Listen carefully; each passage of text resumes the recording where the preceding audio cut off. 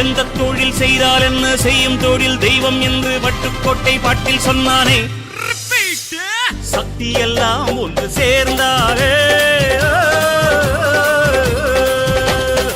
சொர்க்கம் வரும் இந்த மண் மேலே. దేవుడా దేవుడా ఏడుమల దేవుడా చూడుడా చూడుడా ఎంగ పక్కం చూడుడా.